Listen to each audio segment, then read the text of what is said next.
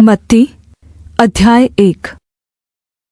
Abraham की संतान, दाऊद की संतान, यीशु मसीह की वंशावली।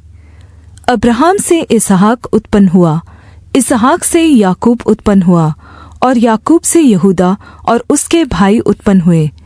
यहूदा और तामार से पेरेस व जेरह उत्पन्न हुए, और पेरेस से हेस्रोन उत्पन्न हुआ, और हेस्रोन से एराम उत्पन्न हुआ। एराम से अमीनादाब उत्पन्न हुआ, और अमीनादाब से नहशोन, और नहशोन से सलमोन उत्पन्न हुआ। सलमोन और राहाब से बोआज उत्पन्न हुआ, और बोआज और रूत से ओबेद उत्पन्न हुआ, और ओबेद से यिशै उत्पन्न हुआ, और यिशै से दाऊद राजा उत्पन्न हुआ, और दाऊद से सुलैमान उस स्त्री से उत्पन्न हुआ जो पहले ऊरिय्याह की पत्नी थी। सुलैमान से रहबाम उत्पन्न हुआ, और रहबाम से अबिय्याह उत्पन्न हुआ, और अबिय्याह से आसा उत्पन्न हुआ। आसा से यहोशाफात उत्पन्न हुआ, और यहोशाफात से योराम उत्पन्न हुआ, और योराम से उज्जियाह उत्पन्न हुआ, और उज्जियाह से योताम उत्पन्न हुआ। योताम से आहाज उत्पन्न हुआ, और आहाज से हिजकिय्याह उत्पन्न हुआ। हिजकिय्याह से मनश्शे उत्पन्न हुआ। मनश्शे से आमोन उत्पन्न हुआ, और आमोन से योशिय्याह उत्पन्न हुआ। और बंदी होकर बाबेल जाने के समय में योशिय्याह से यकोन्याह और उसके भाई उत्पन्न हुए। बंदी होकर बाबेल पहुँचाए जाने के बाद यकोन्याह से शालतिएल उत्पन्न हुआ, और शालतिएल से जरुब्बाबेल उत्पन्न हुआ। जरुब्बाबेल से अबीहूद उत्पन्न हुआ। अबीहूद से एलियाकीम उत्पन्न हुआ, और एलियाकीम से अजोर उत्पन्न हुआ। अजोर से सादोक उत्पन्न हुआ। सादोक से अखिम उत्पन्न हुआ, और अखिम से एलीहूद उत्पन्न हुआ। एलीहूद से एलियाजार उत्पन्न हुआ। एलियाजार से मत्तान उत्पन्न हुआ, और मत्तान से याकूब उत्पन्न हुआ। याकूब से यूसुफ उत्पन्न हुआ जो मरियम का पति था, और मरियम से यीशु उत्पन्न हुआ जो मसीह कहलाता है। अब्राहम से दाऊद तक सब 14 पीढ़ी हुई, और दाऊद से बाबेल को बंदी होकर पहुँचाए जाने तक 14 पीढ़ी, और बंदी होकर बाबेल को पहुँचाए जाने के समय से लेकर मसीह तक 14 पीढ़ी हुई। अब यीशु मसीह का जन्म इस प्रकार से हुआ कि जब उसकी माता मरियम की मंगनी यूसुफ के साथ हो गई, तो उनके इकट्ठे होने के पहले से वह पवित्र आत्मा की ओर से गर्भवती पाई गई। अतः उसके पति यूसुफ ने, जो धर्मी था और उसे बदनाम करना नहीं चाहता था, उसे चुपके से त्याग देने की मनसा की। जब वह इन बातों की सोच ही में था, तो परमेश्वर का स्वर्गदूत उसे स्वप्न में दिखाई देकर कहने लगा, हे यूसुफ, दाऊद की संतान, तू अपनी पत्नी मरियम को अपने यहाँ ले आने से मत डर, क्योंकि जो उसके गर्भ में है वह पवित्र आत्मा की ओर से है। वह पुत्र जनेगी, और तू उसका नाम यीशु रखना, क्योंकि वह अपने लोगों का उनके पापों से उद्धार करेगा। यह सब कुछ इसलिए हुआ कि जो वचन प्रभु ने भविष्यद्वक्ता के द्वारा कहा था वह पूरा हो। देखो, एक कुँवारी गर्भवती होगी और एक पुत्र जनेगी, और उसका नाम इम्मानुएल रखा जाएगा, जिसका अर्थ है परमेश्वर हमारे साथ। तब यूसुफ नींद से जागकर परमेश्वर के दूत की आज्ञा अनुसार अपनी पत्नी को अपने यहाँ ले आया, और जब तक वह पुत्र न जनी तब तक वह उसके पास न गया, और उसने उसका नाम यीशु रखा।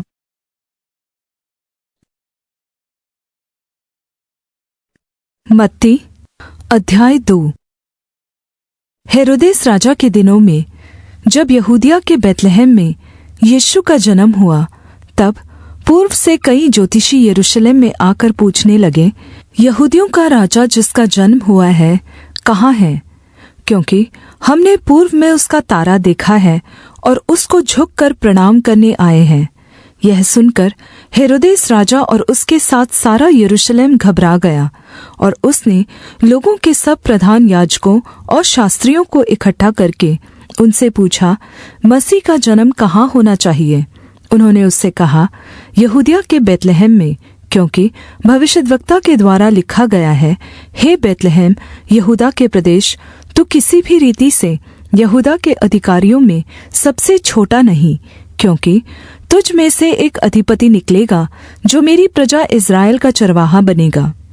तब हेरोदेस ने ज्योतिषियों को चुपके से बुलाकर उनसे पूछा कि तारा ठीक किस समय दिखाई दिया था, और उसने यह कहकर उन्हें बैतलहम भेजा, जाकर उस बालक के विषय में ठीक ठीक मालूम करो, और जब वह मिल जाए तो मुझे समाचार दो, ताकि मैं भी आकर उसको प्रणाम करूं।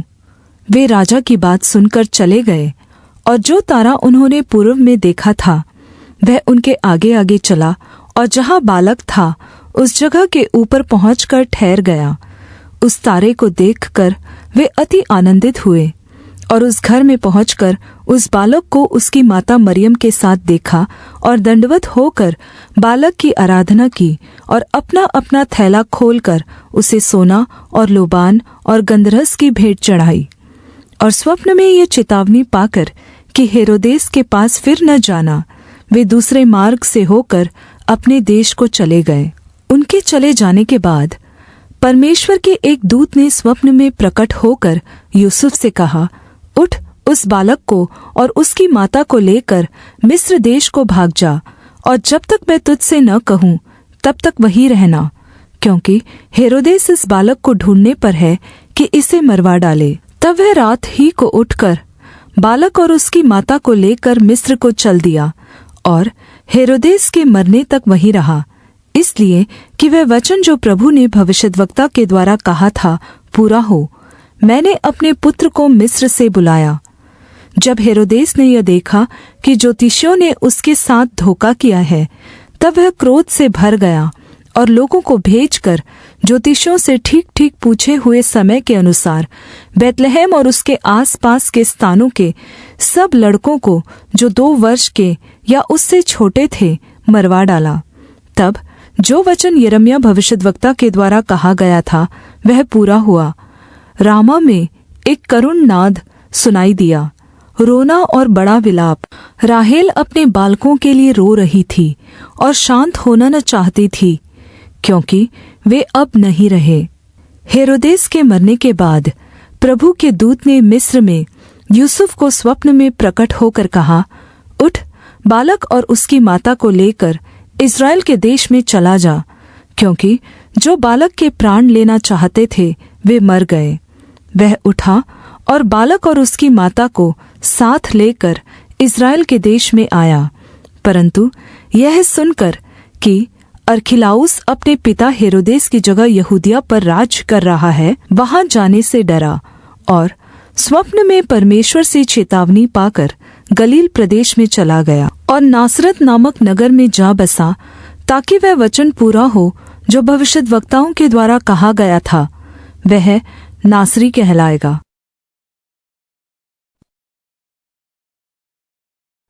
मत्ती अध्याय 3।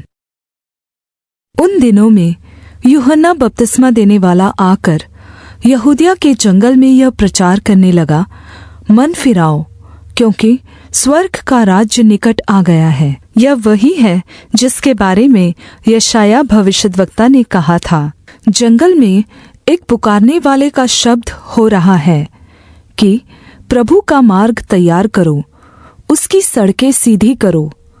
यह यूहन्ना ऊँट के रोम का वस्त्र पहने था और अपनी कमर में चमड़े का कमरबंद बांधे हुए था, और उसका भोजन टिड्डियाँ और वन मधु था।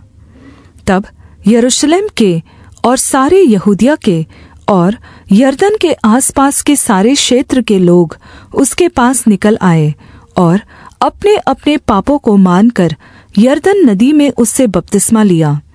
जब उसने बहुत से फरीसियों और सदूकियों को बपतिस्मा के लिए अपने पास आते देखा, तो उनसे कहा, हे सांप के बच्चों, तुम्हें किसने चेतावनी दी कि आने वाले क्रोध से भागो? मन फिराव के योग्य फल लाओ, और अपने अपने मन में यह न सोचो कि हमारा पिता अब्राहम है, क्योंकि मैं तुमसे कहता हूँ कि परमेश्वर इन पत्थरों से अब्राहम के लिए संतान उत्पन्न कर सकता है। और अब कुल्हाड़ा पेड़ों की जड़ पर रखा हुआ है, इसलिए जो जो पेड़ अच्छा फल नहीं लाता वह काटा और आग में झोंका जाता है। मैं तो पानी से तुम्हें मन फिराव का बपतिस्मा देता हूँ, परंतु जो मेरे बाद आने वाला है वह मुझसे शक्तिशाली है। मैं उसकी जूती उठाने के योग्य नहीं।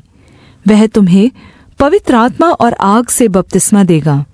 उसका सूप उसके हाथ में है और वह अपना खलिहान अच्छी रीति से साफ करेगा और अपने गेहूं को तो खत्ते में इकट्ठा करेगा, परंतु भूसी को उस आग में जलाएगा जो बुझने की नहीं। उस समय यीशु गलील से यरदन के किनारे पर यूहन्ना के पास उससे बपतिस्मा लेने आया, परंतु यूहन्ना यह कहकर उसे रोकने लगा, मुझे तेरे हाथ से बपतिस्मा लेने की आवश्यकता है और तू मेरे पास आया है। यीशु ने उसको यह उत्तर दिया, अब तो ऐसा ही होने दे, क्योंकि हमें इसी रीति से सब धार्मिकता को पूरा करना उचित है।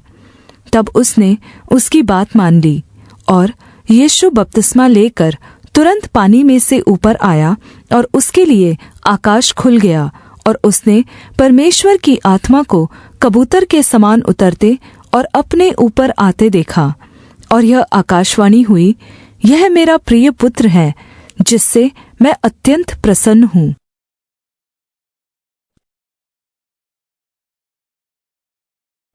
मत्ती अध्याय 4।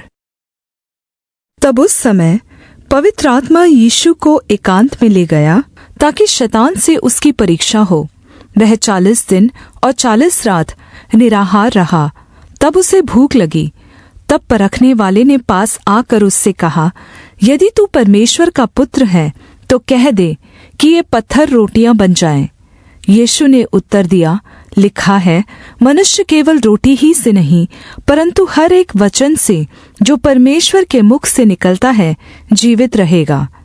तब शैतान उसे पवित्र नगर में ले गया और मंदिर के कंगूरे पर खड़ा किया और उससे कहा, यदि तू परमेश्वर का पुत्र है तो अपने आप को नीचे गिरा दे, क्योंकि लिखा है, वह तेरे विषय में अपने स्वर्गदूतों को आज्ञा देगा और वे तुझे हाथों हाथ उठा लेंगे, कहीं ऐसा न हो कि तेरे पाँव में पत्थर से ठेस लगे। यीशु ने उससे कहा, यह भी लिखा है, तू प्रभु अपने परमेश्वर की परीक्षा न कर। फिर शैतान उसे एक बहुत ऊंचे पहाड़ पर ले गया और सारे जगत के राज्य और उसका वैभव दिखाकर उससे कहा, यदि तू गिरकर मुझे प्रणाम करे तो मैं यह सब कुछ तुझे दे दूंगा। तब यीशु ने उससे कहा, हे शैतान, दूर हो जा, क्योंकि लिखा है, तू प्रभु अपने परमेश्वर को प्रणाम कर और केवल उसी की उपासना कर। तब शैतान उसके पास से चला गया और स्वर्गदूत आकर उसकी सेवा करने लगे। जब उसने यह सुना कि यूहन्ना पकड़वा दिया गया तो वह गलील को चला गया और नासरत को छोड़कर कफरनहूम में, जो झील के किनारे जबूलून और नप्ताली के क्षेत्र में है, जाकर रहने लगा, ताकि जो यशायाह भविष्यद्वक्ता के द्वारा कहा गया था वह पूरा हो। जबूलून और नप्ताली के क्षेत्र, झील के मार्ग से यरदन के पास अन्य जातियों का गलील। जो लोग अंधकार में बैठे थे उन्होंने बड़ी ज्योति देखी, और जो मृत्यु के क्षेत्र और छाया में बैठे थे उन पर ज्योति चमकी। उस समय से यीशु ने प्रचार करना और यह कहना आरंभ किया, मन फिराओ, क्योंकि स्वर्ग का राज्य निकट आया है। उसने गलील की झील के किनारे फिरते हुए 2 भाइयों अर्थात शमौन को, जो पतरस कहलाता है, और उसके भाई अंद्रियास को झील में जाल डालते देखा, क्योंकि वे मछुए थे, और उनसे कहा, मेरे पीछे चले आओ तो मैं तुमको मनुष्यों के पकड़ने वाले बनाऊंगा। वे तुरंत जालों को छोड़कर उसके पीछे हो लिए, और वहां से आगे बढ़कर उसने और 2 भाइयों अर्थात जब्दी के पुत्र याकूब और उसके भाई यूहन्ना को अपने पिता जब्दी के साथ नाव पर अपने जालों को सुधारते देखा और उन्हें भी बुलाया। वे तुरंत नाव और अपने पिता को छोड़कर उसके पीछे हो लिए, और यीशु सारे गलील में फिरता हुआ उनके आराधनालयों में उपदेश करता और राज्य का सुसमाचार प्रचार करता और लोगों की हर प्रकार की बीमारी और दुर्बलता को दूर करता रहा। और सारे सीरिया देश में उसका यश फैल गया, और लोग सब बीमारों को, जो विभिन्न प्रकार की बीमारियों और दुखों में जकड़े हुए थे और जिनमें दुष्टात्माएं थी, और मिर्गी वालों और लकवे के रोगियों को उसके पास लाए, और उसने उन्हें चंगा किया। और गलील, दिकापुलिस, यरूशलेम, यहूदिया और यरदन के पार से भीड़ की भीड़ उसके पीछे हो ली।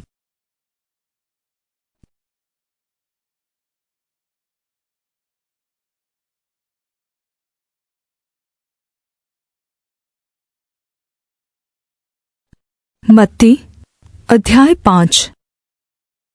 वह भीड़ को देखकर पहाड़ पर चढ़ गया और जब बैठ गया तो उसके चेले उसके पास आए और वह अपना मुंह खोलकर उन्हें यह उपदेश देने लगा, धन्य है वे जो मन के दीन हैं, क्योंकि स्वर्ग का राज्य उन्हीं का है। धन्य है वे जो शोक करते हैं, क्योंकि वे शांति पाएंगे। धन्य है वे जो नम्र हैं, क्योंकि वे पृथ्वी के अधिकारी होंगे। धन्य हैं वे जो धार्मिकता के भूखे और प्यासे हैं, क्योंकि वे तृप्त किए जाएंगे। धन्य हैं वे जो दयावंत हैं, क्योंकि उन पर दया की जाएगी। धन्य हैं वे जिनके मन शुद्ध हैं, क्योंकि वे परमेश्वर को देखेंगे। धन्य हैं वे जो मेल करवाने वाले हैं, क्योंकि वे परमेश्वर के पुत्र कहलाएंगे। धन्य हैं वे जो धार्मिकता के कारण सताए जाते हैं, क्योंकि स्वर्ग का राज्य उन्हीं का है। धन्य हो तुम जब मनुष्य मेरे कारण तुम्हारी निंदा करे और सताए और झूठ बोल बोल कर तुम्हारे विरुद्ध में सब प्रकार की बुरी बात कहे। आनंदित और मगन होना, क्योंकि तुम्हारे लिए स्वर्ग में बड़ा प्रतिफल है, इसलिए कि उन्होंने उन भविष्यद्वक्ताओं को जो तुम से पहले थे इसी रीति से सताया था। तुम पृथ्वी के नमक हो, परंतु यदि नमक का स्वाद बिगड़ जाए तो वह फिर किस वस्तु से नमकीन किया जाएगा? फिर वह किसी काम का नहीं, केवल इसके कि बाहर फेंका जाए और मनुष्यों के पैरों तले रौंदा जाए। तुम जगत की ज्योति हो। जो नगर पहाड़ पर बसा हुआ है वह छिप नहीं सकता, और लोग दिया जलाकर पैमाने के नीचे नहीं परंतु दीवट पर रखते हैं, तब उससे घर के सब लोगों को प्रकाश पहुँचता है। उसी प्रकार तुम्हारा उजियाला मनुष्यों के सामने चमके, कि वे तुम्हारे भले कामों को देखकर तुम्हारे पिता की जो स्वर्ग में है बड़ाई करें। यह न समझो कि मैं व्यवस्था या भविष्यद्वक्ताओं की शिक्षाओं को लोप करने आया हूँ। लोप करने नहीं परंतु पूरा करने आया हूँ। क्योंकि मैं तुमसे सच कहता हूँ कि जब तक आकाश और पृथ्वी टल न जाए, तब तक व्यवस्था से एक मात्रा या बिंदु भी बिना पूरा हुए नहीं टलेगा। इसलिए जो कोई इन छोटी से छोटी आज्ञाओं में से किसी एक को तोड़े और वैसा ही लोगों को सिखाए, वह स्वर्ग के राज्य में सबसे छोटा कहलाएगा। परंतु जो कोई उनका पालन करेगा और उन्हें सिखाएगा, वही स्वर्ग के राज्य में महान कहलाएगा। क्योंकि मैं तुमसे कहता हूँ कि यदि तुम्हारी धार्मिकता शास्त्रियों और फरीसियों की धार्मिकता से बढ़कर न हो, तो तुम स्वर्ग के राज्य में कभी प्रवेश करने न पाओगे। तुम सुन चुके हो कि पूर्व काल के लोगों से कहा गया था कि हत्या न करना, और जो कोई हत्या करेगा वह कचहरी में दंड के योग्य होगा। परंतु मैं तुमसे यह कहता हूँ कि जो कोई अपने भाई पर क्रोध करेगा वह कचहरी में दंड के योग्य होगा, और जो कोई अपने भाई को निकम्मा कहेगा वह महासभा में दंड के योग्य होगा, और जो कोई कहे अरे मूर्ख, वह नरक की आग के दंड के योग्य होगा। इसलिए यदि तू अपनी भेंट वेदी पर लाए और वहां तू स्मरण करे कि मेरे भाई के मन में मेरी ओर से कुछ विरोध है, तो अपनी भेंट वहीं वेदी के सामने छोड़ दे और जाकर पहले अपने भाई से मेल मिलाप कर, और तब आकर अपनी भेंट चढ़ा। जब तक तू अपने मुद्दई के साथ मार्ग में है, उससे झटपट मेल मिलाप कर ले। कहीं ऐसा न हो कि मुद्दई तुझे न्यायाधीश को सौंपे और न्यायाधीश तुझे सिपाही को सौंप दे और तू बंदीगृह में डाल दिया जाए। मैं तुमसे सच कहता हूँ कि जब तक तू पाई पाई चुका न दे, तब तक वहां से छूटने न पाएगा। तुम सुन चुके हो कि कहा गया था व्यभिचार न करना, परंतु मैं तुमसे यह कहता हूँ कि जो कोई किसी स्त्री पर कुदृष्टि डाले, वह अपने मन में उससे व्यभिचार कर चुका।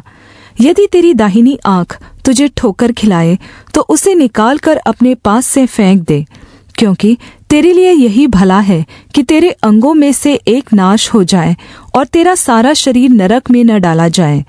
और यदि तेरा दाहिना हाथ तुझे ठोकर खिलाए तो उसको काट कर अपने पास से फेंक दे, क्योंकि तेरे लिए यही भला है कि तेरे अंगों में से एक नाश हो जाए और तेरा सारा शरीर नरक में न डाला जाए। यह भी कहा गया था, जो कोई अपनी पत्नी को त्याग दे तो उसे त्यागपत्र दे। परंतु मैं तुमसे यह कहता हूँ कि जो कोई अपनी पत्नी को व्यभिचार के सिवा किसी और कारण से तलाक दे तो वह उससे व्यभिचार करवाता है, और जो कोई उस त्यागी हुई से विवाह करे वह व्यभिचार करता है। फिर तुम सुन चुके हो कि पूर्व काल के लोगों से कहा गया था, झूठी शपथ न खाना, परंतु परमेश्वर के लिए अपनी शपथ को पूरी करना। परंतु मैं तुमसे यह कहता हूँ कि कभी शपथ न खाना, न तो स्वर्ग की, क्योंकि वह परमेश्वर का सिंहासन है, न धरती की, क्योंकि वह उसके पाँव की चौकी है, न यरूशलेम की, क्योंकि वह महाराजा का नगर है। अपने सिर की भी शपथ न खाना, क्योंकि तू एक बाल को भी न उजला न काला कर सकता है, परंतु तुम्हारी बात हाँ की हाँ या नहीं की नहीं हो, क्योंकि जो कुछ इससे अधिक होता है वह बुराई से होता है। तुम सुन चुके हो कि कहा गया था कि आँख के बदले आँख और दांत के बदले दांत, परंतु मैं तुमसे यह कहता हूँ कि बुरे का सामना न करना। परंतु जो कोई तेरे दाहिने गाल पर थप्पड़ मारे उसकी ओर दूसरा भी फेर दे, और यदि कोई तुझ पर मुकदमा करके तेरा कुर्ता लेना चाहे तो उसे अंगरखा भी ले लेने दे। और जो कोई तुझे कोस भर बेगार में ले जाए तो उसके साथ 2 कोस चला जा। जो कोई तुझसे मांगे उसे दे, और जो तुझसे उधार लेना चाहे उससे मुँह न मोड़। तुम सुन चुके हो कि कहा गया था कि अपने पड़ोसी से प्रेम रखना और अपने बैरी से बैर। परंतु मैं तुमसे यह कहता हूँ कि अपने बैरियों से प्रेम रखो और अपने सताने वालों के लिए प्रार्थना करो, जिससे तुम अपने स्वर्गीय पिता की संतान ठहरोगे, क्योंकि वह भलों और बुरों दोनों पर अपना सूर्य उदय करता है और धर्मी और अधर्मी पर मेह बरसाता है। क्योंकि यदि तुम अपने प्रेम रखने वालों ही से प्रेम रखो तो तुम्हारे लिए क्या लाभ होगा? क्या चुंगी लेने वाले भी ऐसा ही नहीं करते? और यदि तुम केवल अपने भाइयों को ही नमस्कार करो तो कौन सा बड़ा काम करते हो? क्या अन्य जाति भी ऐसा नहीं करते? इसलिए चाहिए कि तुम सिद्ध बनो, जैसा तुम्हारा स्वर्गीय पिता सिद्ध है। मत्ती अध्याय 6। सावधान रहो, तुम मनुष्यों को दिखाने के लिए अपने धार्मिकता के काम न करो, नहीं तो अपने स्वर्गीय पिता से कुछ भी फल न पाओगे। इसलिए जब तू दान करे तो अपना ढिंढोरा न पिटवा, जैसे कपटी आराधनालयों और गलियों में करते हैं, ताकि लोग उनकी बड़ाई करें। मैं तुमसे सच कहता हूँ कि वे अपना प्रतिफल पा चुके। परंतु जब तू दान करे तो जो तेरा दाहिना हाथ करता है उसे तेरा बायां हाथ न जानने पाए, ताकि तेरा दान गुप्त रहे, और तब तेरा पिता जो गुप्त में देखता है तुझे प्रतिफल देगा।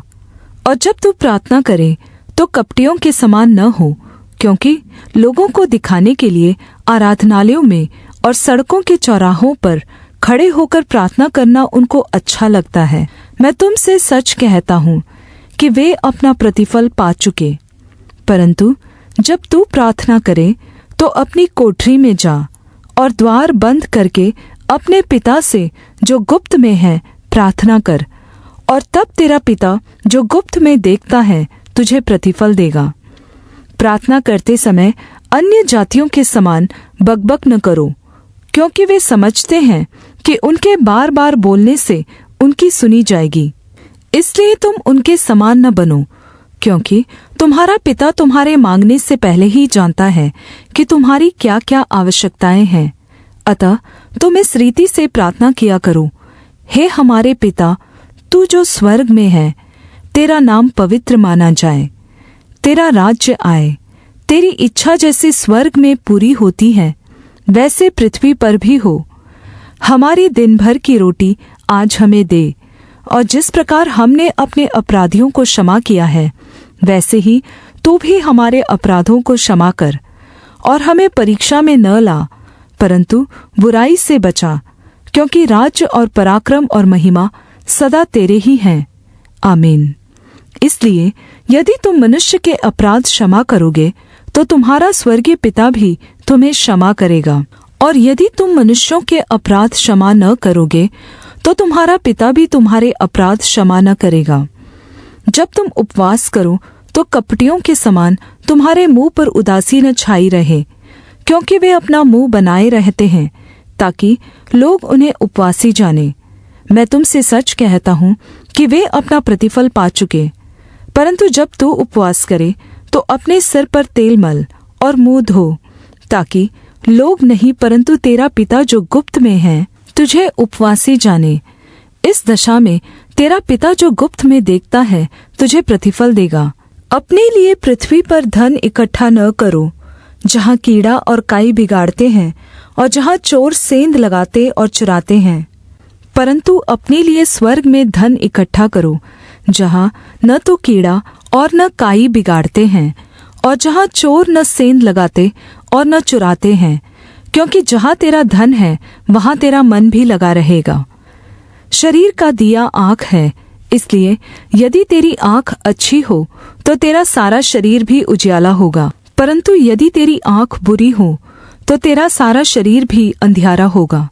इस कारण वह उजियाला जो तुझ में है यदि अंधकार हो तो वह अंधकार कैसा बड़ा होगा। किसी बात की चिंता न करना, क्योंकि मनुष्य दो स्वामियों की सेवा नहीं कर सकता, क्योंकि वह एक से बैर और दूसरे से प्रेम रखेगा, या एक से निष्ठावान रहेगा और दूसरे का तिरस्कार करेगा। तुम परमेश्वर और धन दोनों की सेवा नहीं कर सकते। इसलिए मैं तुमसे कहता हूँ कि अपने प्राण के लिए यह चिंता न करना कि हम क्या खाएंगे और क्या पिएंगे, और न अपने शरीर के लिए कि क्या पहनेंगे। क्या प्राण भोजन से और शरीर वस्त्र से बढ़कर नहीं? आकाश के पक्षियों को देखो, वे न बोते हैं, न काटते हैं और न खत्तों में बटोरते हैं, तो भी तुम्हारा स्वर्गीय पिता उनको खिलाता है। क्या तुम उनसे अधिक मूल्य नहीं रखते? तुम में कौन है जो चिंता करके अपने जीवन काल में एक घड़ी भी बढ़ा सकता है? और वस्त्र के लिए क्यों चिंता करते हो? सोसनों के फूलों पर ध्यान करो कि वे कैसे बढ़ते हैं। वे न तो परिश्रम करते हैं न काटते हैं। तो भी मैं तुमसे कहता हूँ कि सुलैमान भी अपने सारे वैभव में उनमें से किसी के समान वस्त्र पहने हुए न था। इसलिए जब परमेश्वर मैदान की घास को, जो आज है और कल भाड़ में झोंकी जाएगी, ऐसा वस्त्र पहनाता है, तो हे अल्पविश्वासियों, तुमको वह क्यों न पहनाएगा? इसलिए तुम चिंता करके यह न कहना कि हम क्या खाएंगे या क्या पिएंगे या क्या पहनेंगे, क्योंकि अन्य जाति इन सब वस्तुओं की खोज में रहते हैं, और तुम्हारा स्वर्गीय पिता जानता है कि तुम्हें ये सब वस्तुएं चाहिए। इसलिए पहले तुम परमेश्वर के राज्य और धार्मिकता की खोज करो, तो ये सब वस्तुएं तुम्हें मिल जाएंगी। अतः कल के लिए चिंता न करो, क्योंकि कल का दिन अपनी चिंता आप कर लेगा। आज के लिए आज ही का दुख बहुत है।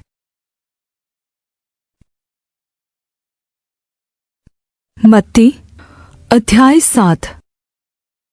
दोष मत लगाओ कि तुम पर भी दोष न लगाया जाए, क्योंकि जिस प्रकार तुम दोष लगाते हो उसी प्रकार तुम पर भी दोष लगाया जाएगा, और जिस नाप से तुम नापते हो उसी से तुम्हारे लिए भी नापा जाएगा।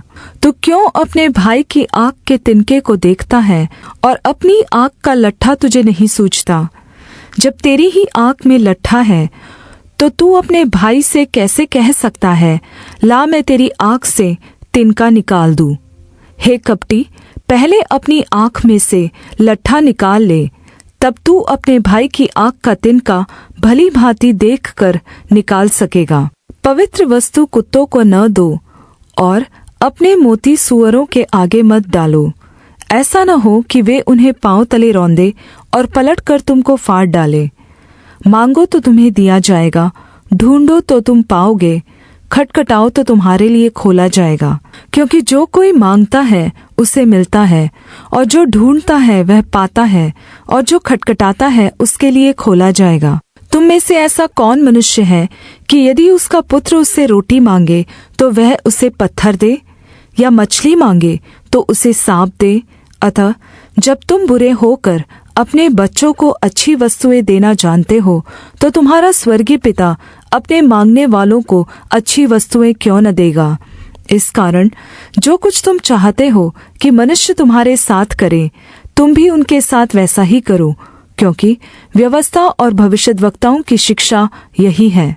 सकेत फाटक से प्रवेश करो, क्योंकि चौड़ा है वह फाटक और सरल है वह मार्ग जो विनाश की ओर ले जाता है, और बहुत सारे लोग हैं जो उससे प्रवेश करते हैं। क्योंकि सकरा है वह फाटक और कठिन है वह मार्ग जो जीवन को पहुँचाता है, और थोड़े हैं जो उसे पाते हैं। झूठे भविष्यद्वक्ताओं से सावधान रहो, जो भेड़ों के भेष में तुम्हारे पास आते हैं, परंतु अंतर में फाड़ने वाले भेड़िए हैं। उनके फलों से तुम उन्हें पहचान लोगे।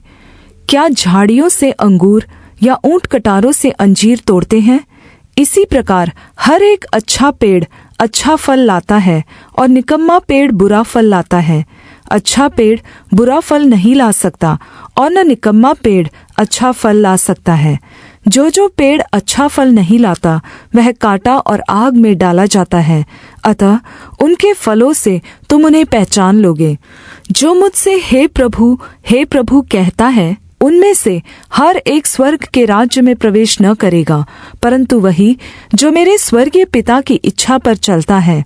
उस दिन बहुत लोग मुझसे कहेंगे, हे प्रभु, क्या हमने तेरे नाम से भविष्यद्वाणी नहीं की, और तेरे नाम से दुष्टात्माओं को नहीं निकाला, और तेरे नाम से बहुत अचम्भे के काम नहीं किए? तब मैं उनसे खुलकर कह दूंगा, मैंने तुमको कभी नहीं जाना। हे कुकर्म करने वालों, मेरे पास से चले जाओ। इसलिए जो कोई मेरी ये बातें सुनकर उन्हें मानता है, वह उस बुद्धिमान मनुष्य के समान ठहरेगा जिसने अपना घर चट्टान पर बनाया, और बारिश और बाढ़ें आई और आंधियां चली, और उस घर पर टक्करें लगी, परंतु वह नहीं गिरा, क्योंकि उसकी नींव चट्टान पर डाली गई थी। परंतु जो कोई मेरी ये बातें सुनता है और उन पर नहीं चलता, वह उस मूर्ख मनुष्य के समान ठहरेगा जिसने अपना घर रेत पर बनाया, और बारिश और बाढ़ें आई और आंधियां चली, और उस घर पर टक्करें लगी, और वह गिरकर सत्यानाश हो गया। जब यीशु ये बातें कह चुका, तो ऐसा हुआ कि भीड़ उसके उपदेश से चकित हुई, क्योंकि वह उनके शास्त्रियों के समान नहीं, परंतु अधिकारी के समान उन्हें उपदेश देता था। मत्ती अध्याय 8। जब यीशु उस पहाड़ से उतरा, तो एक बड़ी भीड़ उसके पीछे हो ली, और एक कोढ़ी ने पास आकर उसे प्रणाम किया और कहा, हे प्रभु, यदि तू चाहे तो मुझे शुद्ध कर सकता है। यीशु ने हाथ बढ़ाकर उसे छुआ और कहा, मैं चाहता हूँ, तू शुद्ध हो जा। और वह तुरंत कोढ़ से शुद्ध हो गया। यीशु ने उससे कहा, देख, किसी से न कहना, परंतु जाकर अपने आप को याजक को दिखा, और जो चढ़ावा मूसा ने ठहराया है उसे चढ़ा, ताकि उनके लिए गवाही हो। और जब वह कफरनहूम में आया, तो एक सूबेदार ने उसके पास आकर उससे विनती की, हे प्रभु, मेरा सेवक घर में लकवे का मारा बहुत दुखी पड़ा है। उसने उससे कहा, मैं आकर उसे चंगा करूँगा। सूबेदार ने उत्तर दिया, हे प्रभु, मैं इस योग्य नहीं कि तू मेरी छत के तले आए, पर केवल मुँह से कह दे तो मेरा सेवक चंगा हो जाएगा, क्योंकि मैं भी पराधीन मनुष्य हूँ, और सिपाही मेरे हाथ में है। और जब एक से कहता हूँ जा, तो वह जाता है, और दूसरे को कि आ, तो वह आता है, और अपने दास से कहता हूँ कि यह कर, तो वह करता है। यह सुनकर यीशु ने अचंभा किया, और जो उसके पीछे आ रहे थे उनसे कहा, मैं तुमसे सच कहता हूँ कि मैंने इस्राएल में भी ऐसा विश्वास नहीं पाया। और मैं तुमसे कहता हूँ कि बहुत सारे पूर्व और पश्चिम से आकर अब्राहम और इसहाक और याकूब के साथ स्वर्ग के राज्य में बैठेंगे, परंतु राज्य के संतान बाहर अंधकार में डाल दिए जाएंगे। वहाँ रोना और दांतों का पीसना होगा। और यीशु ने सूबेदार से कहा, जा, जैसा तेरा विश्वास है वैसा ही तेरे लिए हो। और उसका सेवक उसी समय चंगा हो गया। और यीशु ने पतरस के घर में आकर उसकी सास को तेज बुखार में पड़ा देखा। उसने उसका हाथ छुआ और उसका ज्वर उतर गया और वह उठकर उसकी सेवा करने लगी।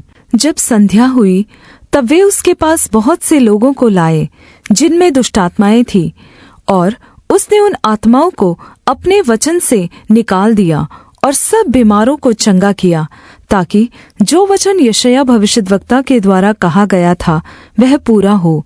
उसने आप हमारी दुर्बलताओं को ले लिया और हमारी बीमारियों को उठा लिया।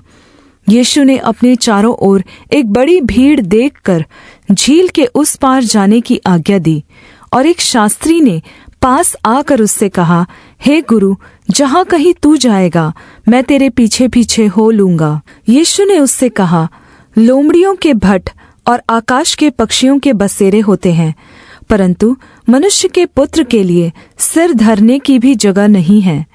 एक और चेले ने उससे कहा, हे प्रभु, मुझे पहले जाने दे कि अपने पिता को गाड़ दूं। यीशु ने उससे कहा, तू मेरे पीछे हो ले और मुर्दों को अपने मुर्दे गाड़ने दे। जब वह नाव पर चढ़ा तो उसके चेले उसके पीछे हो लिए, और झील में एक ऐसा बड़ा तूफान उठा कि नाव लहरों से ढपने लगी और वह सो रहा था। तब उन्होंने पास आकर उसे जगाया और कहा, हे प्रभु, हमें बचा, हम नाश हुए जाते हैं। उसने उनसे कहा, हे अल्पविश्वासियों, क्यों डरते हो? तब उसने उठकर आंधी और पानी को डांटा और सब शांत हो गया। और लोग अचंभा करके कहने लगे, यह कैसा मनुष्य है कि आंधी और पानी भी उसकी आज्ञा मानते हैं। जब वह उस पार गदरेनियों के क्षेत्र में पहुंचा तो दो मनुष्य जिनमें दुष्टात्माएं थी कब्रों से निकलते हुए उसे मिले, जो इतने प्रचंड थे कि कोई उस मार्ग से जा नहीं सकता था। और उन्होंने चिल्लाकर कहा, हे परमेश्वर के पुत्र, हमारा तुझसे क्या काम? क्या तू समय से पहले हमें दुख देने यहाँ आया है? उनसे कुछ दूर बहुत से सूअरों का झुंड चर रहा था।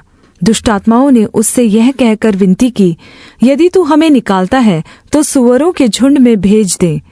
उसने उनसे कहा, जाओ। और वे निकलकर सूअरों में घुस गईं, और सारा झुंड टीले पर से झपटकर पानी में जा पड़ा और डूब मरा।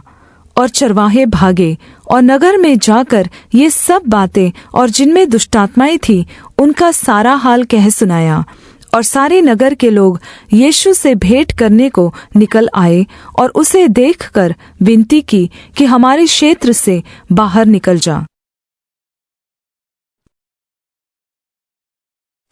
मत्ती अध्याय 9। फिर वह नाव पर चढ़कर पार गया और अपने नगर में आया, और कई लोग एक लकवे के मारे हुए को घाट पर रख कर उसके पास लाए। यीशु ने उनका विश्वास देखकर उस लकवे के मारे हुए से कहा, हे पुत्र, धैर्य रख, तेरे पाप क्षमा हुए। और कई शास्त्रियों ने सोचा, यह तो परमेश्वर की निंदा करता है। यीशु ने उनके मन की बातें जानकर कहा, तुम लोग अपने अपने मन में बुरा विचार क्यों कर रहे हो? सहज क्या है, यह कहना तेरे पाप क्षमा हुए, या यह कहना उठ और चल फिर? परंतु इसलिए कि तुम जान लो कि मनुष्य के पुत्र को पृथ्वी पर पाप क्षमा करने का अधिकार है। उसने लकवे के मारे हुए से कहा, उठ, अपनी खाट उठा और अपने घर चला जा। वह उठकर अपने घर चला गया। लोग यह देखकर डर गए और परमेश्वर की महिमा करने लगे, जिसने मनुष्यों को ऐसा अधिकार दिया है। वहां से आगे बढ़कर यीशु ने मत्ती नामक एक मनुष्य को चुंगी की चौकी पर बैठे देखा और उससे कहा, मेरे पीछे हो ले। वह उठकर उसके पीछे हो लिया। और जब वह घर में भोजन करने के लिए बैठा तो बहुत सारे चुंगी लेने वाले और पापी आकर यीशु और उसके चेलों के साथ खाने बैठे। यह देखकर फरीसियों ने उसके चेलों से कहा, तुम्हारा गुरु चुंगी लेने वालों और पापियों के साथ क्यों खाता है? यह सुनकर यीशु ने उनसे कहा, वैद्य भले चंगों को नहीं परंतु बीमारों के लिए आवश्यक है। इसलिए तुम जाकर इसका अर्थ सीख लो कि मैं बलिदान नहीं परंतु दया चाहता हूँ, क्योंकि मैं धर्मियों को नहीं परंतु पापियों को बुलाने आया हूँ। तब यूहन्ना के चेलों ने उसके पास आकर कहा, क्या कारण है कि हम और फरीसी इतना उपवास करते हैं, पर तेरे चेले उपवास नहीं करते? यीशु ने उनसे कहा, क्या बाराती जब तक दूल्हा उनके साथ है शोक कर सकते हैं? पर वे दिन आएंगे कि दूल्हा उनसे अलग किया जाएगा, उस समय वे उपवास करेंगे। नए कपड़े का पैबंद पुराने वस्त्र पर कोई नहीं लगाता, क्योंकि वह पैबंद वस्त्र से और कुछ खींच लेता है और वह अधिक फट जाता है। और नया दाखरस पुरानी मशकों में नहीं भरते हैं, क्योंकि ऐसा करने से मशकें फट जाती हैं और दाखरस बह जाता है और मशकें नाश हो जाती है। परंतु नया दाखरस नई मशकों में भरते हैं और वह दोनों बची रहती है। वह उनसे ये बातें कह ही रहा था कि एक सरदार ने आकर उसे प्रणाम किया और कहा, मेरी पुत्री अभी मरी है, परंतु चलकर अपना हाथ उस पर रख तो वह जीवित हो जाएगी। यीशु उठकर अपने चेलों समेत उसके पीछे हो लिया, और देखो, एक स्त्री ने जिसके 12 वर्ष से लहू बहता था, उसके पीछे से आकर उसके वस्त्र के कोने को छू लिया, क्योंकि वह अपने मन में कहती थी, यदि मैं उसके वस्त्र ही को छू लूँगी तो चंगी हो जाऊँगी। यीशु ने मुड़कर उसे देखा और कहा, पुत्री, धैर्य रख, तेरे विश्वास ने तुझे चंगा किया है। अतः वह स्त्री उसी समय चंगी हो गई। जब यीशु उस सरदार के घर में पहुँचा और बाँसुरी बजाने वालों और भीड़ को हुल्लड़ मचाते देखा, तब कहा, हट जाओ, लड़की मरी नहीं पर सोती है। इस पर वे उसकी हंसी उड़ाने लगे। परंतु जब भीड़ निकाल दी गई तो उसने भीतर जाकर लड़की का हाथ पकड़ा और वह जी उठी, और इस बात की चर्चा उस सारे देश में फैल गई। जब यीशु वहां से आगे बढ़ा तो 2 अंधे उसके पीछे यह पुकारते हुए चले, हे दाऊद की संतान, हम पर दया कर। जब वह घर में पहुंचा तो वे अंधे उसके पास आए, और यीशु ने उनसे कहा, क्या तुम्हें विश्वास है कि मैं यह कर सकता हूँ? उन्होंने उससे कहा, हाँ प्रभु। तब उसने उनकी आंखें छू कर कहा, तुम्हारे विश्वास के अनुसार तुम्हारे लिए हो। और उनकी आंखें खुल गई, और यीशु ने उन्हें सख्ती के साथ सचेत किया और कहा, सावधान, कोई इस बात को न जाने। पर उन्होंने निकलकर सारे क्षेत्र में उसका यश फैला दिया। जब वे बाहर जा रहे थे, तब लोग एक गूंगे को, जिसमें दुष्टात्मा थी, उसके पास लाए, और जब दुष्टात्मा निकाल दी गई तो गूंगा बोलने लगा। और भीड़ ने अचंबा करके कहा, इस्राएल में ऐसा कभी नहीं देखा गया। परंतु फरीसियों ने कहा, यह तो दुष्टात्माओं के सरदार की सहायता से दुष्टात्माओं को निकालता है।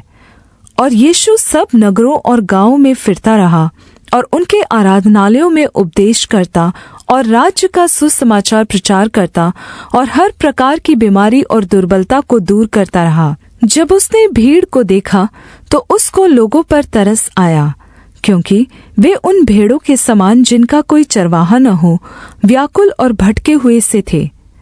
तब उसने अपने चेलों से कहा, फसल तो बहुत है पर मजदूर थोड़े हैं, इसलिए फसल के स्वामी से विनती करो कि वह अपने खेत में काम करने के लिए मजदूर भेज दे। मत्ती अध्याय 10। फिर उसने अपने 12 चेलों को पास बुलाकर उन्हें अशुद्ध आत्माओं पर अधिकार दिया कि उन्हें निकाले और सब प्रकार की बीमारियों और सब प्रकार की दुर्बलताओं को दूर करे। इन 12 प्रेरितों के नाम ये हैं, पहला शिमोन, जो पतरस कहलाता है, और उसका भाई अंद्रियास, जब्दी का पुत्र याकूब और उसका भाई यूहन्ना, फिलिपुस और बरतुलोमै, थोमा और चुंगी लेने वाला मत्ती, हल्फईस का पुत्र याकूब और तदै, शमौन कनानी और यहूदा इस्करियोती जिसने उसे पकड़वाया। इन 12 को यीशु ने यह निर्देश देकर भेजा, अन्य जातियों की ओर न जाना और सामरियों के किसी नगर में प्रवेश न करना, परन्तु इस्राएल के घराने ही की खोई हुई भेड़ों के पास जाना, और चलते चलते प्रचार करके कहो कि स्वर्ग का राज्य निकट आ गया है। बीमारों को चंगा करो, मरे हुओं को जिलाओ, कोढ़ियों को शुद्ध करो, दुष्ट आत्माओं को निकालो। तुमने सेंतमेंत पाया है, सेंतमेंत दो। अपने बटुओं में न तो सोना और न रूपा और न तांबा रखना। मार्ग के लिए न झोली रखो, न दो कुर्ता, न जूते और न लाठी लो, क्योंकि मजदूर को उसका भोजन मिलना चाहिए। जिस किसी नगर या गांव में जाओ तो पता लगाओ कि वहाँ कौन योग्य है, और जब तक वहाँ से न निकलो उसी के यहाँ रहो, और घर में प्रवेश करते हुए उसे आशीष देना। यदि उस घर के लोग योग्य होंगे तो तुम्हारा कल्याण उन पर पहुँचेगा, परंतु यदि वे योग्य न हों तो तुम्हारा कल्याण तुम्हारे पास लौट आएगा। और जो कोई तुम्हें ग्रहण न करे और तुम्हारी बातें न सुने, उस घर या उस नगर से निकलते हुए अपने पाँव की धूल झाड़ डालो। मैं तुमसे सच कहता हूँ कि न्याय के दिन उस नगर की दशा से सदोम और गमोरा के नगरों की दशा अधिक सहने योग्य होगी। देखो, मैं तुम्हें भेड़ों की तरह भेड़ियों के बीच में भेजता हूँ, इसलिए सांपों की तरह बुद्धिमान और कबूतरों की तरह भोले बनो। परंतु लोगों से सावधान रहो, क्योंकि वे तुम्हें सभाओं में सौंपेंगे और अपने आराधनालयों में तुम्हें कोड़े मारेंगे। तुम मेरे लिए राज्यपालों और राजाओं के सामने उन पर और अन्य जातियों पर गवाह होने के लिए पेश किए जाओगे। जब वे तुम्हें पकड़वाएंगे तो यह चिंता न करना कि तुम कैसे बोलोगे और क्या कहोगे, क्योंकि जो कुछ तुमको कहना होगा वह उसी समय तुम्हें बता दिया जाएगा। क्योंकि बोलने वाले तुम नहीं हो, परंतु तुम्हारे पिता का आत्मा तुम्हारे द्वारा बोलेगा। भाई अपने भाई को और पिता अपने पुत्र को मरने के लिए सौंपेंगे, और बच्चे माता पिता के विरोध में उठकर उन्हें मरवा डालेंगे। मेरे नाम के कारण सब लोग तुमसे बैर करेंगे, पर जो अंत तक धीरज धरेगा उसी का उद्धार होगा। जब वे तुम्हें एक नगर में सताए तो दूसरे को भाग जाना। मैं तुमसे सच कहता हूँ, तुम मनुष्य के पुत्र के आने से पहले इस्राएल के सब नगरों में से गए भी न होंगे। चेला अपने गुरु से बड़ा नहीं, और न ही दास अपने स्वामी से। चेले का गुरु के और दास का स्वामी के बराबर होना ही बहुत है। जब उन्होंने घर के स्वामी को शैतान कहा, तो उसके घर वालों को क्यों न कहेंगे। इसलिए उनसे मत डरना, क्योंकि कुछ ढका नहीं जो खोला न जाएगा, और न कुछ छिपा है जो जाना न जाएगा। जो मैं तुमसे अंधियारे में कहता हूँ उसे उजाले में कहो, और जो कानों कान सुनते हो उसे छतों पर से प्रचार करो। जो शरीर को मार सकते हैं पर आत्मा को मार नहीं सकते, उनसे मत डरना, पर उसी से डरो जो आत्मा और शरीर दोनों को नरक में नाश कर सकता है। क्या एक पैसे में 2 गौरैयें नहीं बिकती? फिर भी तुम्हारे पिता की इच्छा के बिना उनमें से एक भी भूमि पर नहीं गिर सकती। तुम्हारे सिर के बाल भी सब गिने हुए हैं। इसलिए डरो नहीं, तुम बहुत गौरैयों से बढ़कर मूल्यवान हो। जो कोई मनुष्यों के सामने मुझे मान लेगा, उसे मैं भी अपने स्वर्गीय पिता के सामने मान लूँगा। पर जो कोई मनुष्यों के सामने मेरा इनकार करेगा, उसे मैं भी अपने स्वर्गीय पिता के सामने इनकार करूँगा। यह न समझो कि मैं पृथ्वी पर मिलाप कराने को आया हूँ। मैं मिलाप कराने को नहीं, पर तलवार चलवाने आया हूँ। मैं तो आया हूँ कि मनुष्य को उसके पिता से, और बेटी को उसकी माँ से, और बहू को उसकी सास से अलग कर दूँ। मनुष्य के बैरी उसके घर ही के लोग होंगे। जो माता या पिता को मुझसे अधिक प्रिय जानता है, वह मेरे योग्य नहीं, और जो बेटा या बेटी को मुझसे अधिक प्रिय जानता है, वह मेरे योग्य नहीं। और जो अपना क्रूस लेकर मेरे पीछे न चले, वह मेरे योग्य नहीं। जो अपने प्राण बचाता है वह उसे खोएगा, और जो मेरे कारण अपना प्राण खोता है वह उसे पाएगा। जो तुम्हें ग्रहण करता है वह मुझे ग्रहण करता है, और जो मुझे ग्रहण करता है वह मेरे भेजने वाले को ग्रहण करता है। जो भविष्यद्वक्ता को भविष्यद्वक्ता जानकर ग्रहण करे वह भविष्यद्वक्ता का बदला पाएगा, और जो धर्मी जानकर धर्मी को ग्रहण करे वह धर्मी का बदला पाएगा। जो कोई इन छोटों में से एक को चेला जानकर केवल एक कटोरा ठंडा पानी पिलाए, मैं तुमसे सच कहता हूँ वह अपना पुरस्कार कभी नहीं खोएगा। मत्ती अध्याय 11। जब यीशु अपने 12 चेलों को निर्देश दे चुका तो वह उनके नगरों में उपदेश और प्रचार करने को वहां से चला गया।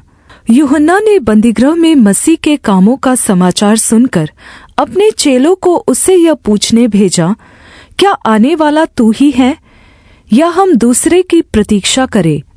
यीशु ने उत्तर दिया, जो कुछ तुम सुनते हो और देखते हो वह सब जाकर यूहन्ना से कह दो कि अंधे देखते हैं और लंगड़े चलते फिरते हैं, कोढ़ी शुद्ध किए जाते हैं और बहरे सुनते हैं, मुर्दे जिलाए जाते हैं और गरीबों को सुसमाचार सुनाया जाता है, और धन्य है वह जो मेरे कारण ठोकर न खाए।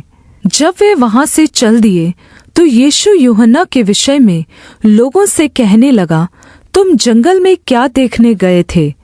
क्या हवा से हिलते हुए सरकंडे को? फिर तुम क्या देखने गए थे? जो कोमल वस्त्र पहनते हैं वे राजभवनों में रहते हैं। तो फिर क्यों गए थे? क्या किसी भविष्यद्वक्ता को देखने को?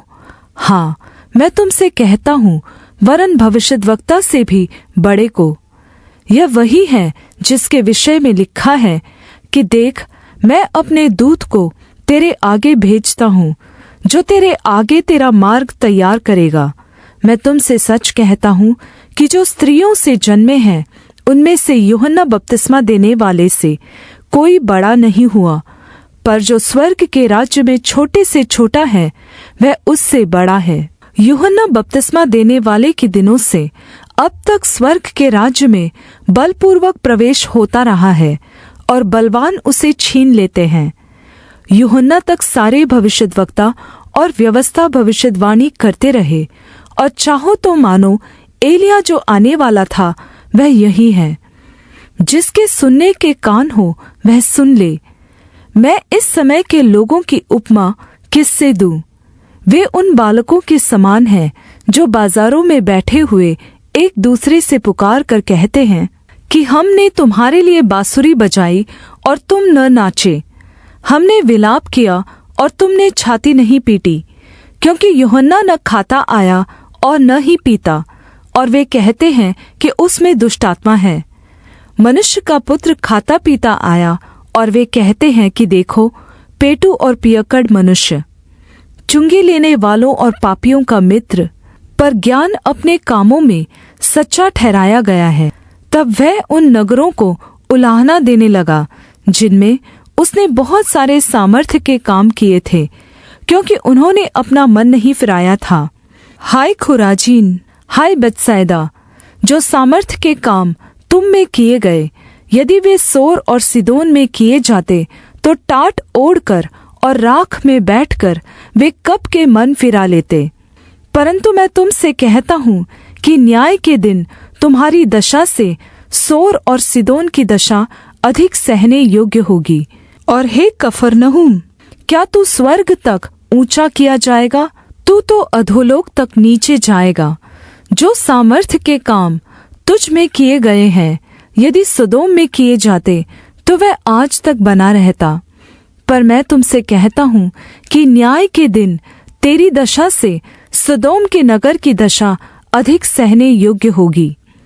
उसी समय यीशु ने कहा, हे पिता, स्वर्ग और पृथ्वी के प्रभु, मैं तेरा धन्यवाद करता हूँ कि तूने इन बातों को ज्ञानियों और समझदारों से छिपा रखा और बालकों पर प्रकट किया है।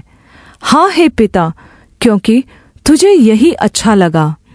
मेरे पिता ने मुझे सब कुछ सौंपा है, और कोई पुत्र को नहीं जानता केवल पिता, और कोई पिता को नहीं जानता केवल पुत्र, और वह जिस पर पुत्र उसे प्रकट करना चाहे।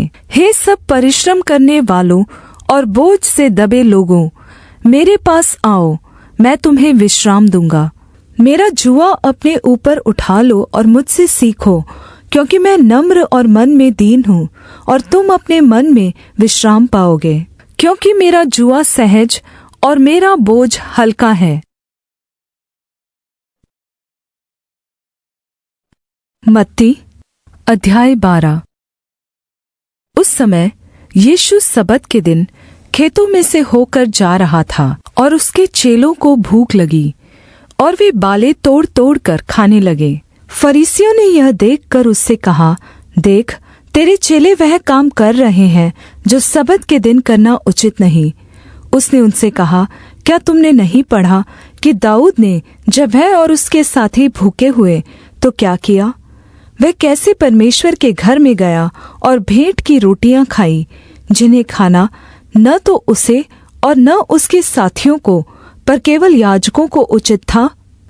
या क्या तुमने व्यवस्था में नहीं पढ़ा कि याजक सबत के दिन मंदिर में सबत के दिन की विधि को तोड़ने पर भी निर्दोष ठहरते हैं? पर मैं तुमसे कहता हूँ कि यहाँ वह है जो मंदिर से भी महान है।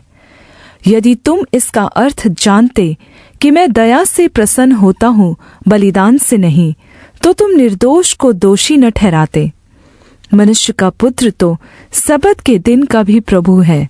वहां से चलकर वह उनके आराधनालय में आया। वहां एक मनुष्य था जिसका हाथ सूखा हुआ था, और उन्होंने उस पर दोष लगाने के लिए उससे पूछा, क्या सबत के दिन चंगा करना उचित है? उसने उनसे कहा, तुम में ऐसा कौन है जिसकी एक भेड़ हो और वह सबत के दिन गड्ढे में गिर जाए तो वह उसे पकड़कर न निकाले? भला मनुष्य का मूल्य भेड़ से कितना बढ़कर है। इसलिए सबत के दिन भलाई करना उचित है। तब यीशु ने उस मनुष्य से कहा, अपना हाथ बढ़ा। उसने बढ़ाया, और वह फिर दूसरे हाथ के समान अच्छा हो गया। तब फरीसियों ने बाहर जाकर उसके विरोध में सम्मति की कि उसे किस प्रकार मार डालें। यह जानकर यीशु वहां से चला गया, और बहुत लोग उसके पीछे हो लिए, और उसने सबको चंगा किया, और उन्हें चेतावनी दी कि मुझे प्रगट न करना, कि जो वचन यशायाह भविष्यद्वक्ता के द्वारा कहा गया था वह पूरा हो। देखो, यह मेरा सेवक है जिसे मैंने चुना है, मेरा प्रिय, जिससे मेरा मन प्रसन्न है। मैं अपना आत्मा उस पर डालूंगा, और वह अन्य जातियों को न्याय का समाचार देगा। वह न झगड़ा करेगा और न चिल्लाएगा, और न बाजारों में कोई उसका शब्द सुनेगा। वह कुचले हुए सरकंडे को न तोड़ेगा, और धुआं देती हुई बत्ती को न बुझाएगा, जब तक न्याय को प्रबल न कराए। और अन्य जातियां उसके नाम पर आशा रखेंगी। तब लोग एक अंधे गूंगे को, जिसमें दुष्टात्मा थी, उसके पास लाए, और उसने उसे अच्छा किया, और वह गूंगा बोलने और देखने लगा। इस पर सब लोग चकित होकर कहने लगे, यह क्या दाऊद की संतान है? परंतु फरीसियों ने यह सुनकर कहा, यह तो दुष्टात्माओं के सरदार शैतान की सहायता के बिना दुष्टात्माओं को नहीं निकालता। उसने उनके मन की बात जानकर उनसे कहा, जिस किसी राज्य में फूट होती है वह उजड़ जाता है, और कोई नगर या घराना जिसमें फूट होती है बना न रहेगा।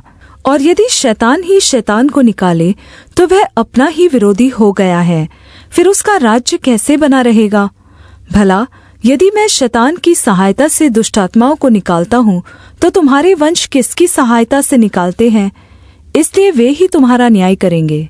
पर यदि मैं परमेश्वर के आत्मा की सहायता से दुष्टात्माओं को निकालता हूँ, तो परमेश्वर का राज्य तुम्हारे पास आ पहुँचा है। या कैसे कोई मनुष्य किसी बलवंत के घर में घुसकर उसका माल लूट सकता है, जब तक कि पहले उस बलवंत को न बांध ले? और तब वह उसका घर लूट लेगा। जो मेरे साथ नहीं वह मेरे विरोध में है, और जो मेरे साथ नहीं बटोरता वह बिखेरता है। इसलिए मैं तुमसे कहता हूँ कि मनुष्य का सब प्रकार का पाप और निंदा क्षमा की जाएगी, पर पवित्र आत्मा की निंदा क्षमा न की जाएगी।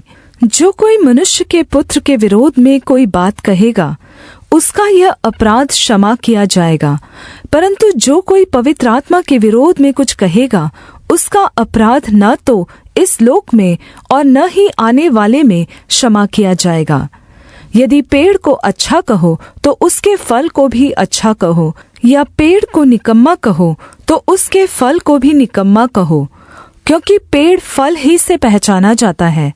हे सांप के बच्चों, तुम बुरे होकर कैसे अच्छी बातें कह सकते हो? क्योंकि जो मन में भरा है वही मुंह पर आता है। भला मनुष्य मन के भले भंडार से भली बातें निकालता है, और बुरा मनुष्य बुरे भंडार से बुरी बातें निकालता है। और मैं तुमसे कहता हूँ कि जो निकम्मी बातें मनुष्य कहेंगे, न्याय के दिन हर एक बात का लेखा देंगे, क्योंकि तू अपनी बातों के कारण निर्दोष और अपनी बातों ही के कारण दोषी ठहराया जाएगा। इस पर कुछ शास्त्रियों और फरीसियों ने उससे कहा, हे गुरु, हम तुझसे एक चिन्ह देखना चाहते हैं। उसने उन्हें उत्तर दिया, इस युग के बुरे और व्यभिचारी लोग चिन्ह ढूंढते हैं, परंतु योना भविष्यद्वक्ता के चिन्ह को छोड़ कोई और चिन्ह उनको न दिया जाएगा। योना 3 रात दिन महामच्छ के पेट में रहा, वैसे ही मनुष्य का पुत्र 3 रात दिन पृथ्वी के भीतर रहेगा। निनवे के लोग न्याय के दिन इस युग के लोगों के साथ उठकर उन्हें दोषी ठहराएंगे, क्योंकि उन्होंने योना का प्रचार सुनकर मन फिराया, और यहाँ वह है जो योना से भी बड़ा है। दक्षिण की रानी न्याय के दिन इस युग के लोगों के साथ उठकर उन्हें दोषी ठहराएंगी, क्योंकि वह सुलैमान का ज्ञान सुनने के लिए पृथ्वी की छोर से आई, और यहाँ वह है जो सुलैमान से भी बड़ा है। जब अशुद्ध आत्मा मनुष्य में से निकल जाती है तो सूखी जगहों में विश्राम ढूंढती फिरती है और पाती नहीं। तब कहती है कि मैं अपने उसी घर में जहाँ से निकली थी लौट जाऊंगी, और आकर उसे सूना, झाड़ा बुहारा और सजा सजाया पाती है। तब वह जाकर अपने से और बुरी 7 आत्माओं को अपने साथ ले आती है, और वे उसमें बैठकर वहाँ वास करती है, और उस मनुष्य की पिछली दशा पहले से भी बुरी हो जाती है। इस युग के बुरे लोगों की दशा भी ऐसी ही होगी। जब वह भीड़ से बातें कर ही रहा था तो उसकी माता और भाई बाहर खड़े थे और उससे बातें करना चाहते थे। किसी ने उससे कहा, देख, तेरी माता और तेरे भाई बाहर खड़े हैं और तुझसे बातें करना चाहते हैं। यह सुन उसने कहने वाले को उत्तर दिया, कौन है मेरी माता और कौन है मेरे भाई? और अपने चेलों की ओर अपना हाथ बढ़ाकर कहा, मेरी माता और मेरे भाई ये हैं, क्योंकि जो कोई मेरे स्वर्गीय पिता की इच्छा पर चले वही मेरा भाई और बहन और माता है। मत्ती अध्याय 13।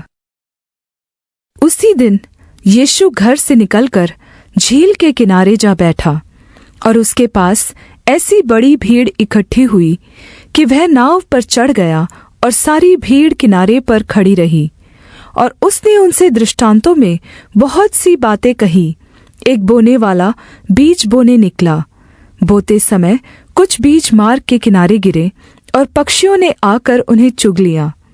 कुछ बीज पथरीली भूमि पर गिरे, जहाँ उन्हें बहुत मिट्टी न मिली, और नरम मिट्टी न मिलने के कारण वे जल्द उग आए। पर सूरज निकलने पर वे जल गए और जड़ न पकड़ने से सूख गए। कुछ बीज झाड़ियों में गिरे और झाड़ियों ने बढ़कर उन्हें दबा डाला। पर कुछ अच्छी भूमि पर गिरे और फल लाए, कोई 100 गुना, कोई 60 गुना, कोई 30 गुना। जिसके कान हो वह सुन ले। और चेलों ने पास आकर उससे कहा, तू उनसे दृष्टांतों में क्यों बातें करता है? उसने उत्तर दिया, तुमको स्वर्ग के राज्य की भेदों की समझ दी गई है, पर उनको नहीं। क्योंकि जिसके पास है उसे दिया जाएगा और उसके पास बहुत हो जाएगा, पर जिसके पास कुछ नहीं है उससे जो कुछ उसके पास है वह भी ले लिया जाएगा। मैं उनसे दृष्टांतों में इसलिए बातें करता हूँ कि वे देखते हुए नहीं देखते और सुनते हुए नहीं सुनते और नहीं समझते। और उनके विषय में यशायाह की यह भविष्यवाणी पूरी होती है, तुम कानों से तो सुनोगे पर समझोगे नहीं, और आँखों से तो देखोगे पर तुम्हें न सूझेगा, क्योंकि इन लोगों के मन सुस्त हो गए हैं और वे कानों से ऊंचा सुनते हैं और उन्होंने अपनी आँखें मूंद ली हैं। कहीं ऐसा न हो कि वे आँखों से देखें और कानों से सुने और मन से समझे और फिर जाए और मैं उन्हें चंगा करूं। पर धन्य है तुम्हारी आँखें कि वे देखती हैं और तुम्हारे कान कि वे सुनते हैं, क्योंकि मैं तुमसे सच कहता हूँ कि बहुत से भविष्यद्वक्ताओं और धर्मियों ने चाहा कि जो बातें तुम देखते हो देखें पर न देखी, और जो बातें तुम सुनते हो सुने पर न सुनी। अब तुम बोने वाले का दृष्टांत सुनो। जो कोई राज्य का वचन सुनकर नहीं समझता, उसके मन में जो कुछ बोया गया था उसे वह दुष्ट आकर छीन ले जाता है। यह वही है जो मार्ग के किनारे बोया गया था। और जो पथरीली भूमि पर बोया गया, यह वह है जो वचन सुनकर तुरंत आनंद के साथ मान लेता है, पर अपने में जड़ न रखने के कारण वह थोड़े ही दिन रह पाता है। और जब वचन के कारण क्लेश या उत्पीड़न होता है तो तुरंत ठोकर खाता है। जो झाड़ियों में बोया गया, यह वह है जो वचन को सुनता है, पर इस संसार की चिंता और धन का धोखा वचन को दबाता है और वह फल नहीं लाता। जो अच्छी भूमि में बोया गया, यह वह है जो वचन को सुनकर समझता है और फल लाता है, कोई 100 गुना, कोई 60 गुना, कोई 30 गुना। यीशु ने उन्हें एक और दृष्टांत दिया। स्वर्ग का राज्य उस मनुष्य के समान है जिसने अपने खेत में अच्छा बीज बोया। पर जब लोग सो रहे थे तो उसका बैरी आकर गेहूं के बीच जंगली बीज बोकर चला गया। जब अंकुर निकले और बालें लगी तो जंगली दाने के पौधे भी दिखाई दिए। इस पर गृहस्थ के दासों ने आकर उससे कहा, हे स्वामी, क्या तूने अपने खेत में अच्छा बीज न बोया था? फिर जंगली दाने के पौधे उसमें कहाँ से आए? उसने उनसे कहा, यह किसी शत्रु का काम है। दासों ने उससे कहा, क्या तेरी इच्छा है कि हम जाकर उनको बटोर लें? उसने कहा, नहीं, ऐसा न हो कि जंगली दाने के पौधे बटोरते हुए तुम उनके साथ गेहूं भी उखाड़ लो। कटनी तक दोनों को एक साथ बढ़ने दो, और कटनी के समय मैं काटने वालों से कहूँगा, पहले जंगली दाने के पौधे बटोर कर जलाने के लिए उनके गट्ठे बांध लो, और गेहूं को मेरे खत्ते में इकट्ठा करो। उसने उन्हें एक और दृष्टांत दिया। स्वर्ग का राज्य राई के एक दाने के समान है, जिसे किसी मनुष्य ने लेकर अपने खेत में बो दिया। वह सब बीजों से छोटा तो है, पर जब बढ़ जाता है तब सब साग पात से बड़ा होता है, और ऐसा पेड़ हो जाता है कि आकाश के पक्षी आकर उसकी डालियों पर बसेरा करते हैं। उसने एक और दृष्टांत उन्हें सुनाया। स्वर्ग का राज्य खमीर के समान है, जिसको किसी स्त्री ने लेकर 3 पसेरी आटे में मिला दिया, और होते होते वह सब खमीर हो गया। ये सब बातें यीशु ने दृष्टांतों में लोगों से कही, और बिना दृष्टांत वह उनसे कुछ न कहता था, कि जो वचन भविष्यद्वक्ता के द्वारा कहा गया था वह पूरा हो। मैं दृष्टांत कहने को अपना मुंह खोलूँगा। मैं उन बातों को जो जगत की उत्पत्ति से गुप्त रही हैं प्रगट करूँगा। तब वह भीड़ को छोड़कर घर में आया, और उसके चेलों ने उसके पास आकर कहा, खेत के जंगली दाने का दृष्टांत हमें समझा दे।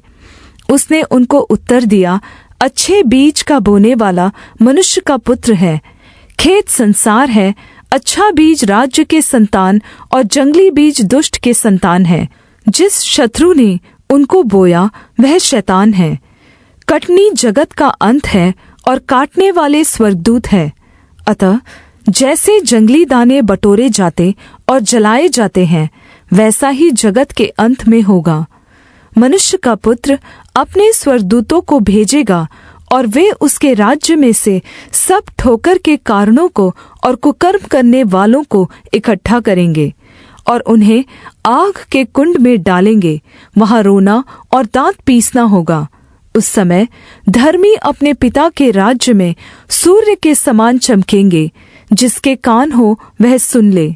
स्वर्ग का राज खेत में छिपे हुए धन के समान है, जिसे किसी मनुष्य ने पाकर छिपा दिया और आनंद के मारे जाकर अपना सब कुछ बेचकर उस खेत को मोल लिया। फिर स्वर्ग का राज्य एक व्यापारी के समान है, जो अच्छे मोतियों की खोज में था।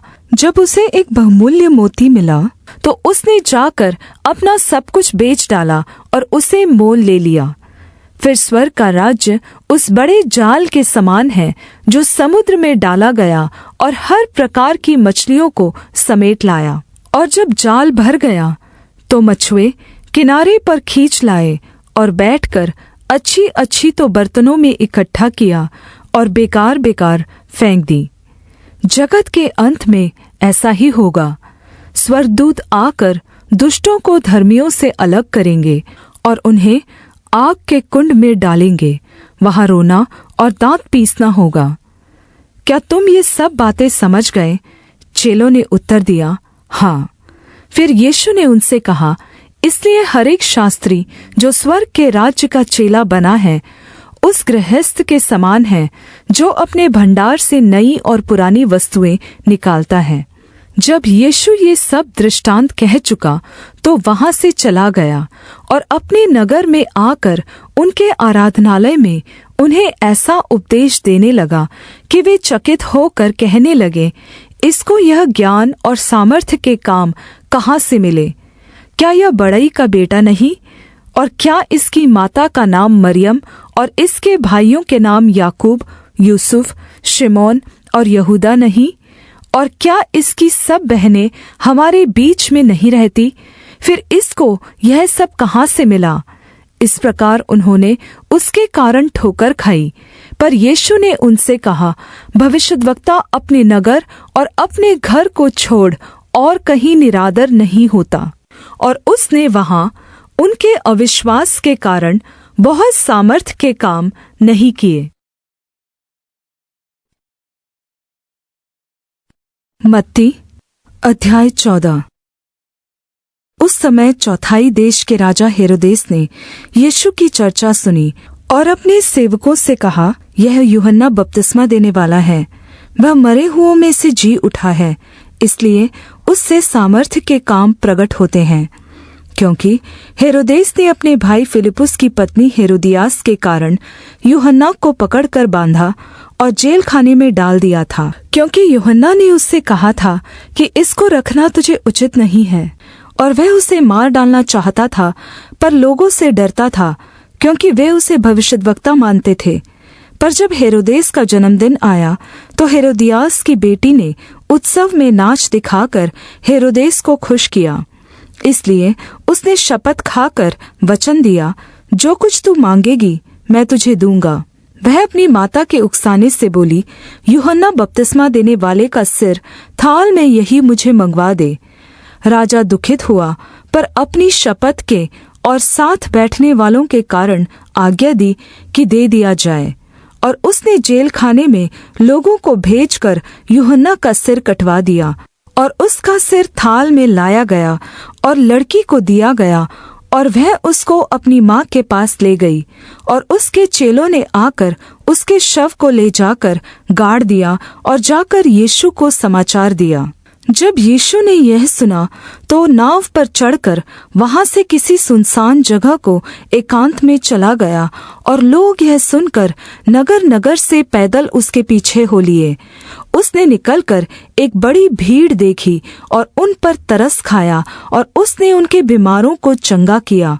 जब सांझ हुई, तो उसके चेलों ने उसके पास आकर कहा, यह तो सुनसान जगह है और देर हो रही है। लोगों को विदा किया जाए कि वे बस्तियों में जाकर अपने लिए भोजन मोल ले। यीशु ने उनसे कहा, उनका जाना आवश्यक नहीं, तुम ही इन्हें खाने को दो। उन्होंने उससे कहा, यहाँ हमारे पास 5 रोटी और 2 मछलियों को छोड़ और कुछ नहीं है। उसने कहा, उनको यहाँ मेरे पास ले आओ। तब उसने लोगों को घास पर बैठने को कहा और उन 5 रोटियों और 2 मछलियों को लिया और स्वर्ग की ओर देखकर धन्यवाद किया और रोटियां तोड़ तोड़ कर चेलों को दी, और चेलों ने लोगों को और सब खाकर तृप्त हो गए, और उन्होंने बचे हुए टुकड़ों से भरी हुई 12 टोकरियां उठाई, और खाने वाली स्त्रियों और बालकों को छोड़कर 5,000 पुरुषों के लगभग थे। और उसने तुरंत अपने चेलों को नाव पर चढ़ाया कि वे उससे पहले पार चले जाएं, जब तक कि वह लोगों को विदा करे। वह लोगों को विदा करके प्रार्थना करने को अलग पहाड़ पर चढ़ गया, और सांझ को वह वहां अकेला था। उस समय नाव झील के बीच लहरों से डगमगा रही थी, क्योंकि हवा सामने की थी। और वह रात के चौथे पहर झील पर चलते हुए उनके पास आया। चेले उसको झील पर चलते हुए देखकर घबरा गए और कहने लगे, वह भूत है, और डर के मारे चिल्ला उठे। यीशु ने तुरंत उनसे बातें की और कहा, धैर्य रखो, मैं हूँ, डरो मत। पतरस ने उसको उत्तर दिया, हे प्रभु, यदि तू ही है तो मुझे अपने पास पानी पर चलकर आने की आज्ञा दे। उसने कहा, आ। तब पतरस नाव पर से उतरकर यीशु के पास जाने को पानी पर चलने लगा, पर हवा को देखकर डर गया, और जब डूबने लगा तो चिल्लाकर कहा, हे प्रभु, मुझे बचा। यीशु ने तुरंत हाथ बढ़ाकर उसे थाम लिया और उससे कहा, हे अल्पविश्वासी, तूने क्यों संदेह किया? जब वे नाव पर चढ़ गए तो हवा थम गई। इस पर जो नाव पर थे उन्होंने उसकी आराधना करके कहा, सचमुच तू परमेश्वर का पुत्र है। वे पार उतरकर गन्नेसरत प्रदेश में पहुँचे, और वहाँ के लोगों ने उसे पहचानकर आसपास के सारे क्षेत्र में कहला भेजा, और सब बीमारों को उसके पास लाए, और उससे विनती करने लगे कि वह उन्हें अपने वस्त्र के कोने ही को छूने दे। और जितनों ने उसे छुआ वे चंगे हो गए।